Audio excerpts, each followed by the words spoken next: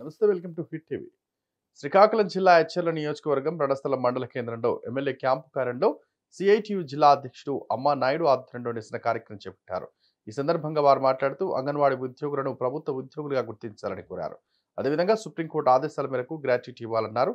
కనీస వేతనం 26,000 చెల్లించాలన్నారు. Mini అంగన్వాడీలను main అంగన్వాడీగా ప్రకటించాలన్నారు. ఈ సందర్భంగా అంగన్వాడీల సమస్యలను ఎమ్మెల్యే దృష్టికి తీసుకెళ్లి వినతి పత్రాన్ని సమర్పించారు. ఈ కార్యక్రమంలో అంగన్వాడీ కార్యకర్తలు తదితరులు ఉన్నారు. ఆయన వచ్చారు 1000 రూపాయలు పెంచారు. ఇప్పుడు 2019లో రాగానే ఒక 6 నెలలు పెంచారు. 1000 రూపాయలు మాత్రమే. యాక్చువల్గా ఎక్కువ ఆశించారు. ఒక 1000 రూపాయలు పెంచారు. 4.5 సంవత్సరాలు మరి పెంచలేదు. అంటే తెలంగాణలో ఆల్రెడీ 13,500 ఇస్తున్నారు. మరి మాకు మీరు వచ్చే 1000 రూపాయలు మాత్రమే పెంచారు. మరి 5 సంవత్సరాలుగా మీరు అదే వేతనంతో ధరలకు విపరీతంగా పెరిగినాయి. మరి అదే వేతనంతో బతకాలంటే బతకలేము. అలాగే సుప్రీంకోర్టు ఏమో గ్రాట్యుటీ ఇవ్వాలని చెప్పి తీర్పు ఇచ్చింది. ఇతర కొన్ని స్టేట్లు కూడా ఆల్రెడీ అమలు చేస్తారు గ్రాట్యుటీ అనేది. కాబట్టి యాక్ట్ ప్రకారంగా సుప్రీంకోర్టు తీర్పు ప్రకారంగా గ్రాట్యుటీ అమలు చేయాలని చెప్పి అది ఈ 2 ప్రధానమైనవి.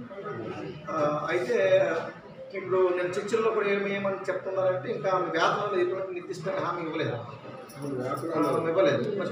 వేతనాలు చేయలేము.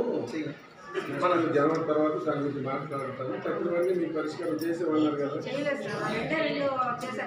ఇచ్చిన ప్రశ్నలో సార్ ఇప్పుడు మెడికల్ లీవ్లు అనేవి మహిళలండి అనేక ఇబ్బందులు ఉంటాయి సార్. మెడికల్ లీవ్ అనేది వేతనంతో కొన్ని మెడికల్ లీవ్ లేదు సార్.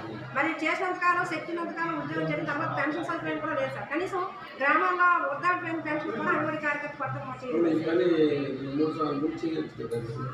వీడియో కనుక నచ్చినట్లయితే please like and share and subscribe.